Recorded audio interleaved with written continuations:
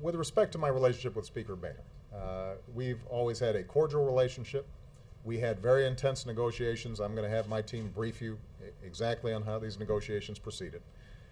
Up until sometime early today, when I couldn't get a phone call returned,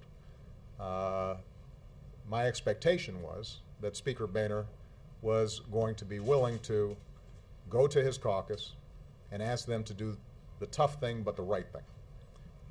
I think it has proven difficult for Speaker Boehner to do that. I've been left at the altar now a couple of times. And I think that one of the questions that the Republican Party is going to have to ask itself is, can they say yes to anything? Can they say yes to anything? I mean, keep in mind, it's the Republican Party that has said that the single most important thing facing our country is deficits and debts. We've now put forward a package that would significantly cut deficits and debt. It would be the biggest debt reduction package that we've seen in a very long time. And it's accomplished without raising individual tax rates. It's accomplished in a way that's compatible with the no tax pledge that a whole bunch of these folks signed on to, because we were mindful that they had boxed themselves in.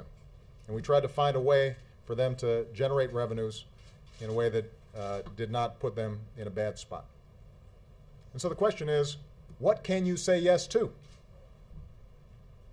Now, if their only answer is what they've presented, which is a package that would effectively require massive cuts to Social Security, to Medicare, to domestic spending, with no revenues whatsoever, not asking anything from the wealthiest in this country or corporations that have been making record profits. If that's their only answer, then it's going to be pretty difficult for us to figure out where to go.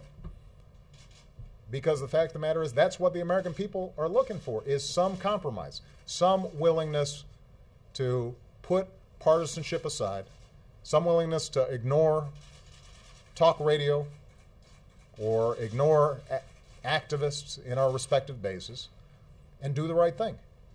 And to their credit, Nancy Pelosi, Harry Reid, the Democratic leadership, they sure did not like the plan that we were proposing to Boehner.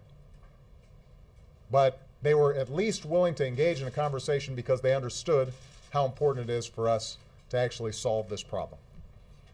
And so far, I have not seen the capacity of the House Republicans in particular to make those tough decisions.